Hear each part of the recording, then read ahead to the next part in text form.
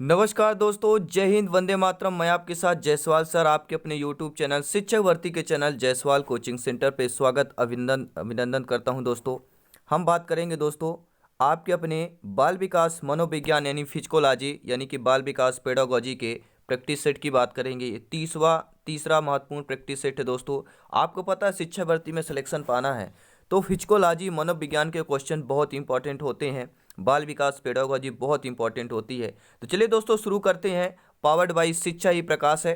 बात करेंगे पहले प्रश्न की। 30 महत्वपूर्ण प्रश्न रहेंगे और इसके पिछले प्रैक्टिस सेट या क्वेश्चन देखना चाहते हैं तो इस वीडियो को देखने के बाद आपको आई बटन पे लिंक मिलेगा, आप लोग देख सकते हैं। तो चलिए दोस्तों शुरू करते हैं। पहला प्रश्न है शारीरिक विकास का क्षेत्र है। तो दोस्तों कल की क्लास में हमने आप लोगों के क्वेश्चन भी दिया था मॉक टेस्ट में, तो बहुत सारे कमेंट आए थे। सबसे ज़्यादा कमेंट फर्स्ट ऑप्शन के लिए आए, स्नायु मंडल के लिए आए। ठीक है दोस्तों, मैं एक बात बताना चाहता हूँ। देखिए कोई भी क्वेश्चन हो पहले सारे ऑप्शन पढ़ना चाहिए आपको। सारे ऑप्शन पढ़िए। क्या होता है हमारे माइंड में जो हमें आंसर छप जाता है कि भैया अगर शारीरिक विकास संबंधी प्रश्न है तो स्नायु मंडल ही सही होगा, ये हमारे माइंड में छप जाता है। ठीक है, तो इससे हमें बाहर निकलना है। कैसे, देखिए ध्यानपूर्वक समझिएगा। ठीक है, शारीरिक विकास क्षेत्र दिया है तो शारीरिक विकास क्षेत्र देखिए स्नायु मंडल तो होता है, तो मांसपेशियों में अगर वृद्धि हो रही तो क्या वह शारीरिक विकास का क्षेत्र नहीं माना जाता क्या? अगर आपके बॉडी में मांसपेशियों में वृद्धि होगी तो क्या वह शरीर विकास का क्षेत्र नहीं होता? या आपका एंडोक्राइन ग्लैंड्स होते हैं, क्या वह शरीर विकास के क्षेत्र नहीं होते हैं क्या? होते हैं। अगर यहाँ पे दिया होता, क्या दिया होता, अगर बुद्धि दिया होता, ठीक है, अगर कुछ भी दे दिया जाता तो वो आपका ना होता। लेकिन शरीरी विकास का क्षेत्र आपके मांसपेशियों में वृद्धि भी होता है। ठीक है, और एंडोक्राइन ग्लैंड्स। अब आप लोग बोलेंगे सर ये एंडोक्राइन ग्लैंड्स क्या होते हैं? देखिए आइए समझते हैं। एंडोक्राइन ग्लैंड्स कहलाते हैं अंतःस्रावी ग्रंथियां। ये ग्रंथियां नलिका विहीन होती हैं। इनसे बनने वाला तरल पदार्थ हार्मोन कहलाता है और इनसे निकलने वाला हार्मोन रक्त के माध्यम से लक्ष्य कोशिका तक पहुंचता है।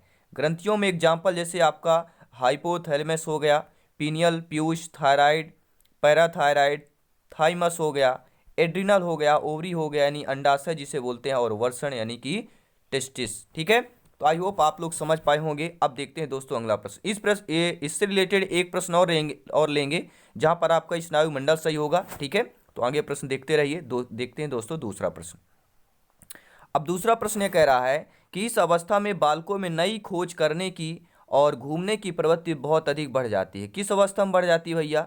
बालकों में नई खोज करने और घूमने की प्रवृत्ति अधिक बढ़ती है। आपके शैशवावस्था में, उत्तर बाल्यावस्था में, किशोरावस्था में, प्रौढ़ावस्था में। तो ये सारी चीज़ें बालकों में नई खोज और घूमने की प्रवृत्ति दोस्तों किस पर बढ़ती है? उत्तर बाल्यावस्था में बढ़ती है। आपका बी ऑप्शन सही हो जाएगा। अब देखते हैं दोस्तों अगला प्रश्न क्या दिया गया है। निम्न में से कौन सा वंशानुक्रम का निकाय नहीं है? सभी लोग प्यारे मित्र हैं, आप सभी लोग भावी अध्यापक अध्यापिकाएं हैं, एक बार वीडियो को दिल से लाइक कर दीजिएगा। बहुत बहुत धन्यवाद दोस्तों शिक्षा के चैनल को सपोर्ट करने के लिए।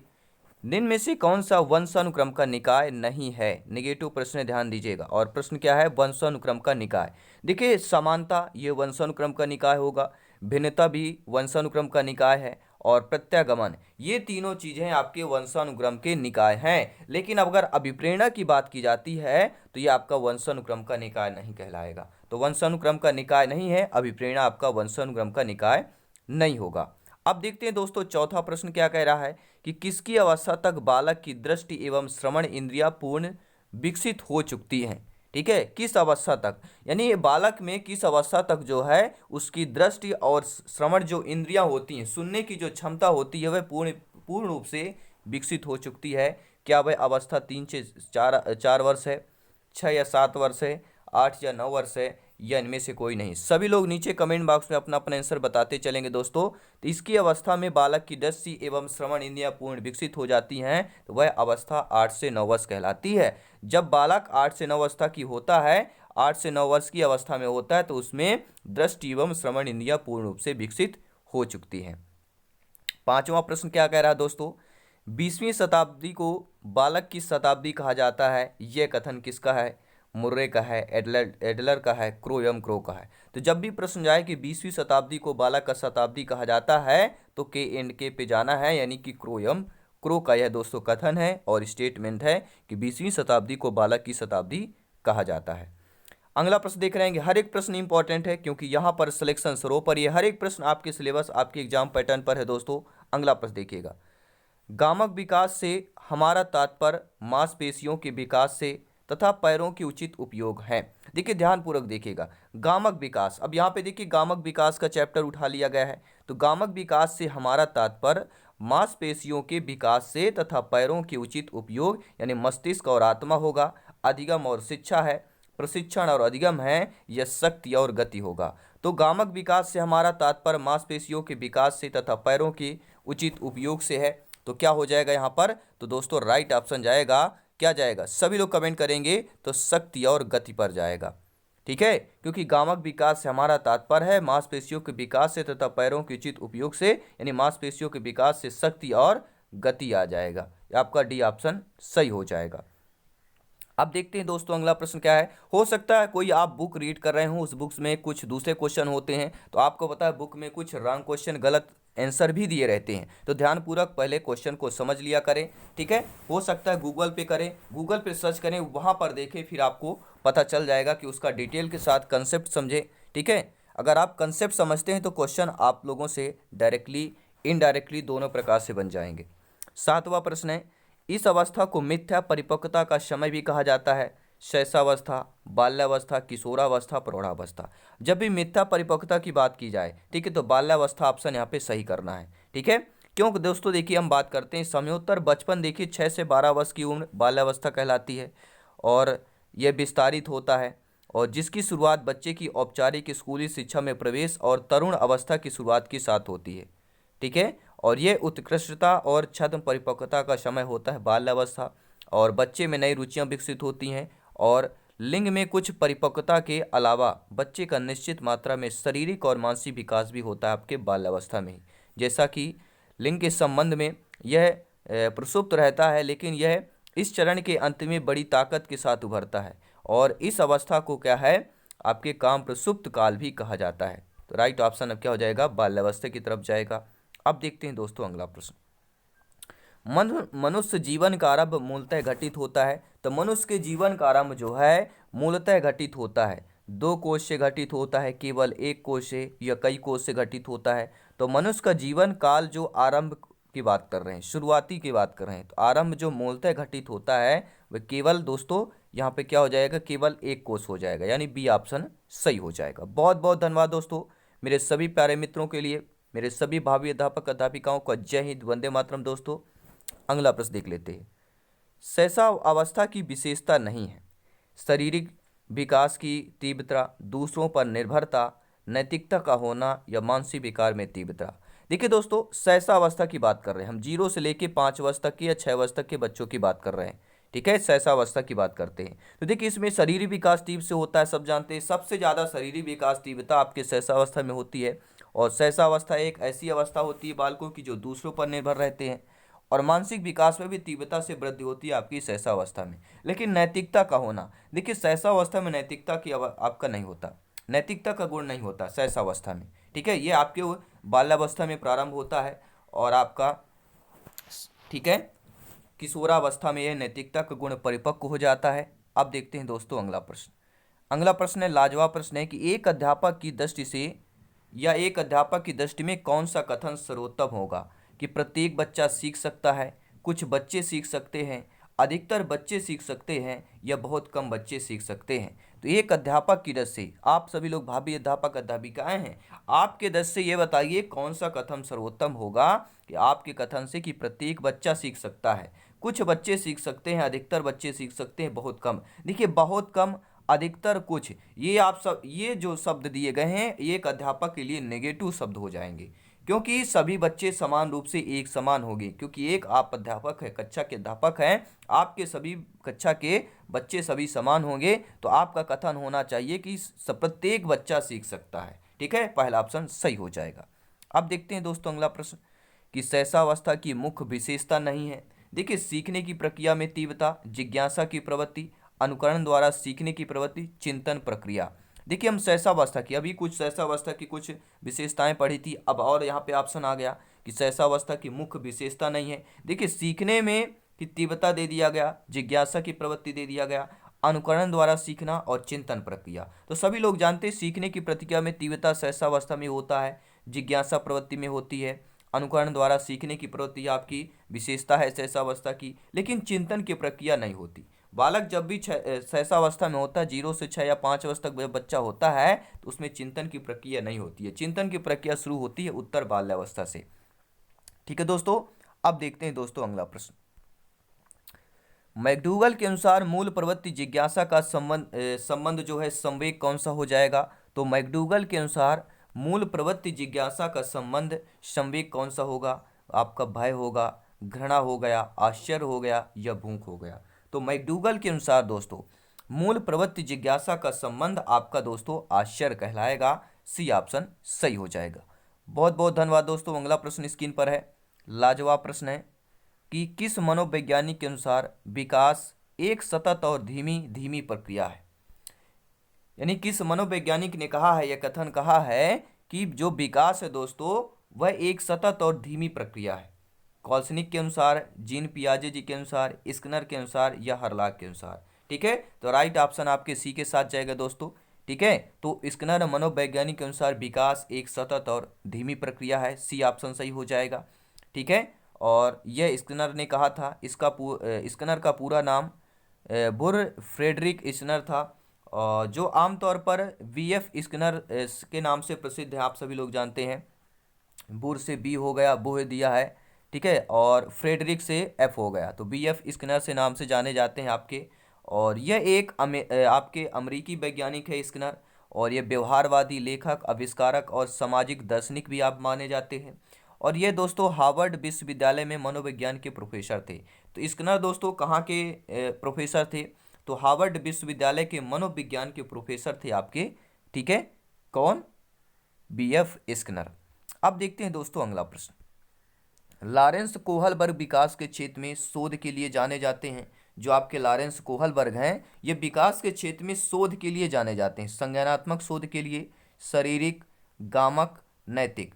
तो लॉरेंसन कोहलबर्ग हैं, विकास के क्षेत्र में जाने जाते हैं। तो सभी लोग जानते हैं कोहलबर्ग का संबंध नैतिकता से, ठीक है, जन्मों जन्मों का है, जन्मांतर का संबंध है। तो लॉरेंसन कोहलबर्ग विकास के क्षेत्र में शोध के लिए जाने जाते हैं, नैतिक शोध के लिए जाने जाते हैं। डी ऑप्शन सही हो जाएगा। अब देखते हैं दोस्तों अगला प्रश्न। लाजवाब प्रश्न है, ध्यान दीजिएगा, सिलेक्शन वाला प्रश्न है, क्योंकि यहाँ पर सिलेक्शन दोस्तों सर्वोपरि है। हर एक प्रश्न, हर एक कंसेप्ट आपके एग्जाम पैटर्न पर है। 15वां प्रश्न देखिएगा। बिग व हेड की विशेषताओं को सर्वोत्तम रूप से व्यक्त करने वाला एक शब्द परिवर्तन परिवर्तन शारीरिक, सामाजिक और मनोवैज्ञानिक होता है। यानी बिग और हेड की विशेषताओं को सर्वोत्तम रूप से व्यक्त करने वाला जो एक शब्द परिवर्तन होता है, यह परिवर्तन शारीरिक, सामाजिक और मनोवैज्ञानिक होता है। किस पर होता है, किस स्टेज पर होता है? शैशवावस्था में, बाल्यावस्था में, किशोरावस्था में, प्रौढ़ावस्था में।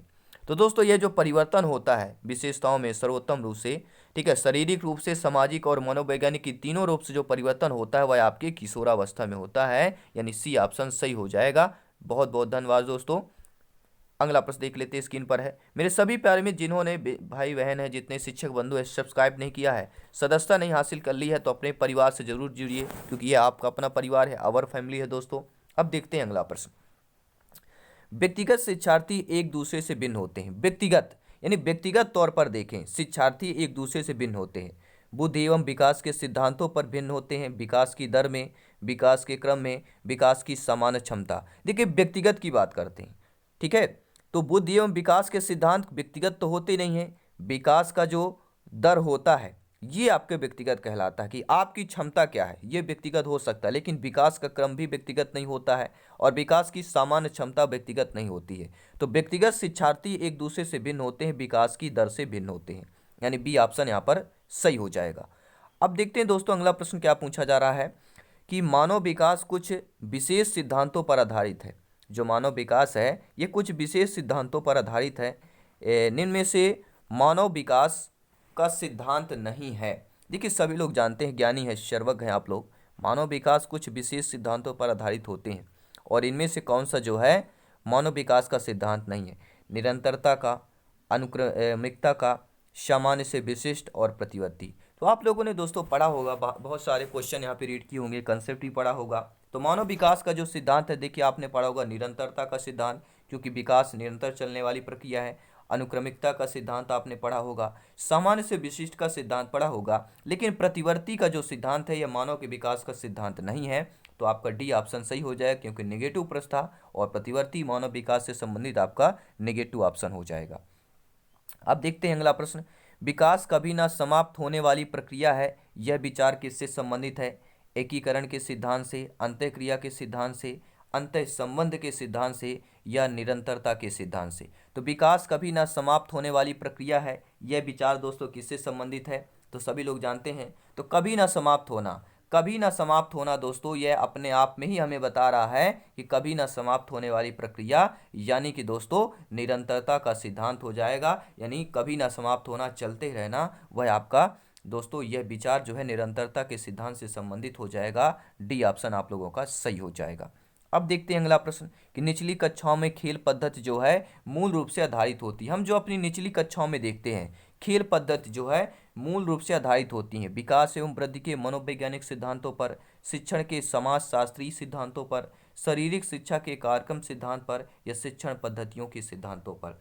तो निचली कक्षाओं में खेल पद्धति जो है मूल रूप से आधारित होती है। सभी लोग जानते हैं कि विकास एवं वृद्धि, ठीक है, विकास एवं वृद्धि के मनोवैज्ञानिक सिद्धांतों पर जो है निचली कक्षाओं में खेल पद्धति मूल रूप से आधारित होती है। पहला ऑप्शन सही हो जाएगा। कुछ चीज़ें देख ले जान लेते हैं। देखिए आप लोग जानते हैं निचली कक्षाओं में शिक्षण पद्धति जो है विकास एवं बुद्धि के मनोवैज्ञानिक सिद्धांतों पर आधारित होती है। और क्योंकि निचली कक्षा में बालक की आयु जो है 6 से 12 वर्ष तक होती है, ऐसे में 10 वर्ष के बालकों में खेल के प्रति रुचि जो है ज़्यादा होती है और मुश्किल से ही वे स्थिर बैठ पाते हैं। तो अब बाल्यावस्था में मुश्किल से स्थिर बैठते नहीं हैं, ठीक है, इनकी जो अवस्था इसीलिए खेल की अवस्था बाल्यावस्था को मानी जाती है। अगला प्रश्न देख लेते हैं दोस्तों। अगला प्रश्न लाजवाब है कि बालक का विकास परिणाम है। बालक का विकास जो है वंशानुक्रम का परिणाम है, वातावरण का, या वंशानुक्रम वातावरण की अंतः प्रक्रिया का, या आर्थिक कारकों का? देखिए बालक के विकास का परिणाम जो है आर्थिक कारक तो हो नहीं सकता है, तो राइट ऑप्शन जाएगा वंशानुक्रम तथा वातावरण की अंतःक्रिया का। यानी बालक का विकास किसका परिणाम है? तो आपके वंशानुक्रम तथा वातावरण की अंतःक्रिया का परिणाम हो जाता है। आप देखते हैं दोस्तों अगला प्रश्न कि विद्यार्थियों ने सामाजिक विकास विकसित करने हेतु एक अध्यापक को चाहिए कि वह जाने। दोस्तों अगर विद्यार्थियों में सामाजिक विकास विकसित करना हो तो एक अध्यापक को क्या चाहिए कि वह क्या जाने? विद्यार्थियों के व्यक्तिगत रुचियों को जाने, विद्यार्थियों के शारीरिक विकास को जाने, विद्यार्थियों के सभी पक्षों को जाने, या विद्यार्थियों के कार्य निष्पादन को जाने। आप सभी लोग भावी अध्यापक अध्यापिका हैं, आप ये बताइए विद्यार्थियों में सामाजिक विकास विकसित करने के लिए आप एक अध्यापक अध्यापिका होने के नाते आप क्या जानेंगे? ठीक है, आप अध्यापिका होना, अध्यापक को क्या चाहिए कि वह क्या जाने, आप क्या जानेंगे? राइट ऑप्शन आपको कमेंट बॉक्स में करना है दोस्तों। तो ये दो सभी लोग जानते हैं दोस्तों कि जो विद्यार्थी के विभिन्न पक्ष होते हैं, सभी पक्षों को, ठीक है, सामाजिक विकास विकसित करने हेतु अध्यापक को चाहिए कि वह विद्यार्थी के सभी पक्षों को दो जाने। सी ऑप्शन सही हो जाएगा। दोस्तों अगला प्रश्न है शरीर के आकार में वृद्धि होती है क्योंकि शारीरिक और गत्यात्मक विकास, संवेगात्मक विकास, संज्ञानात्मक विकास, नैतिक विकास। देखिए शरीर के आकार में वृद्धि होती है क्योंकि बालक में शारीरिक और गत्यात्मक विकास होता है। जब बालक में शारीरिक और गत्यात्मक विकास होगा तो बालक के शरीर के आकार में भी वृद्धि होगी। तो यहाँ पर आपका कौन सा हो जाएगा दोस्तों? पहला ऑप्शन सही हो जाएगा। अब देखते हैं दोस्तों अगला प्रश्न लाजवाब प्रश्न है कि मानसिक विकास को प्रभावित करने वाला कारक कौन होता है? देखिए मानसिक विकास की बात कर दिया गया, मानसिक विकास की बात छेड़ी गई यहाँ पर और मानसिक विकास को प्रभावित करने वाले कारक की बात की गई है। तो क्या वह आपका कारक वंशानुक्रम है, परिवार का वातावरण है, परिवार की सामाजिक स्थिति है, या ये सभी हो जाएंगे? तो मानसिक विकास को प्रभावित करने वाले कारक दोस्तों आपका वंशानुक्रम भी होता है, परिवार का वातावरण भी होता है, और परिवार की सामाजिक स्थिति, ये तीनों जिम्मेदार होते हैं मानसिक विकास को प्रभावित करने के लिए। ठीक है दोस्तों, डी ऑप्शन सही हो जाएगा। अब देखते हैं अगला प्रश्न कि सीखने की प्रोजेक्ट विधि किस अवस्था के लिए उपयोगी होती है? जो सीखने की आपकी प्रोजेक्ट विधि होती है वह दोस्तों आपके किस अवस्था के लिए उपयुक्त या उपयोगी मानी जाती है? बाल्यावस्था के लिए, पूर्व बाल्यावस्था के लिए, किशोरावस्था के लिए, या इन सभी के लिए उपयोगी मानी जाती है? तो सीखने की जो प्रोजेक्ट विधि होती है दोस्तों वह बाल्यावस्था के लिए भी है, पूर्व बाल्यावस्था के लिए भी है, किशोरावस्था के लिए भी, यानी उपरोक्त सभी ऑप्शन हो जाएगा। ठीक है, बाल्यावस्था से लेकर किशोरावस्था तक सीखने की प्रोजेक्ट विधि किस अवस्था के लिए है, तो ये उपरोक्त सभी के लिए है। डी ऑप्शन सही हो जाएगा यहाँ पर। और अगला प्रश्न ध्यानपूर्वक देखिएगा, सिलेक्शन वाला प्रश्न है कि शारीरिक विकास का क्षेत्र है। अब देखिए यहाँ पे प्रश्न आ गया, जैसे पहला प्रश्न था शारीरिक विकास का क्षेत्र है स्नायु मंडल, स्मृति, अभिप्रेरणा, समायोजन। देखिए शारीरिक से संबंधित अब पूछा गया। देखिए शारीरिक से संबंधित ना तो यहाँ पे स्मृति होगा, जैसे बुद्धि मैंने बात किया था, ना ही आपका अभिप्रेरणा शारीरिक से संबंधित है, ना ही आपका समायोजन शारीरिक से संबंधित है। तो यहाँ पर जो है शारीरिक विकास का क्षेत्र आपका स्नायु मंडल होगा। ठीक है, यहाँ पर होगा। ऑप्शन पर भी आपको ध्यानपूर्वक रीड करना है। अब देखते हैं दोस्तों अगला प्रश्न कि बाल्यावस्था होती है 5 वर्ष तक, 12 वर्ष तक, 21 वर्ष तक। देखिए 5 वर्ष तक तो आपकी शैशवावस्था होती है और 12 वर्ष तक क्या होती है आपकी, वह बाल्यावस्था होती है। यानी बी ऑप्शन यहाँ पर सही हो जाएगा। ये सिंपल सा साधारण सा प्रश्न था दोस्तों। अब देखते हैं अगला प्रश्न, विकास में वृद्धि से तात्पर्य क्या होता है। विकास में वृद्धि से तात्पर्य यानी ज्ञान में वृद्धि हो जाना, संवेग में वृद्धि हो जाना, वजन में वृद्धि हो जाना, या आकार, सोच, समझ, कौशल में वृद्धि हो जाना। तो विकास में वृद्धि का तात्पर्य होता है कि आकार, सोच, समझ, कौशल में वृद्धि होना। डी ऑप्शन सही हो जाएगा। 3 प्रश्न हो रहे हैं, ध्यानपूर्वक देखिएगा। बहुत बहुत धन्यवाद, आप लोग अंत तक वीडियो देखते हैं। आप लोगों का स्नेह, प्रेम और आप लोगों का दोस्तों, ठीक है, बहुत बहुत सपोर्ट मिलता है जायसवाल सर को। बहुत बहुत धन्यवाद दोस्तों, आप लोगों का सभी मित्रों को जय हिंद, वंदे मातरम दोस्तों। और अगला प्रश्न यह है कि निम्नलिखित में से कौन सी जो है किशोरावस्था की मुख्य समस्या है। देखिए किशोरावस्था की मुख्य समस्या संवेगात्मक समस्या भी होती है, शारीरिक परिवर्तन की समस्याएं भी होती है और समायोजन की समस्या होती है। यानी ये सभी समस्याएं दोस्तों आपकी किशोरावस्था की मुख्य समस्या में आएंगी। तो उपरोक्त सभी ऑप्शन सही हो जाएगा।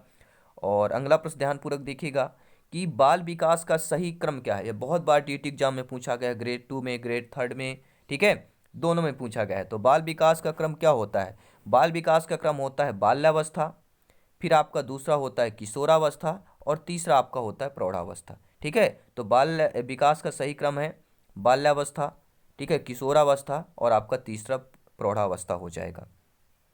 और इस क्लास का, इस प्रैक्टिस सेट का अंतिम प्रश्न है कि विकास शुरू होता है उत्तर बाल्यावस्था से, प्रसव पूर्वावस्था से, शैशवावस्था से या पूर्व बाल्यावस्था से होता है। तो विकास दोस्तों शुरू होता है, कहाँ से विकास शुरू होता है, तो सभी लोग जानते हैं जब भी हम विकास की बात करते हैं दोस्तों, तो विकास जो है बालक में प्रसव पूर्व अवस्था से ही शुरू हो जाता है। अगर विकास शुरू नहीं होगा तो भ्रूण में बच्चा बड़ा कैसे होता है, उसमें सारी चीज़ें, सारे आकार, बनावट कैसे हो जाते हैं। तो विकास बच्चे का प्रसव पूर्व अवस्था से ही शुरू हो जाता है। बी ऑप्शन सही हो जाएगा। दोस्तों ये क्लास आपको कैसे लगी नीचे कमेंट बॉक्स में जरूर बताइएगा।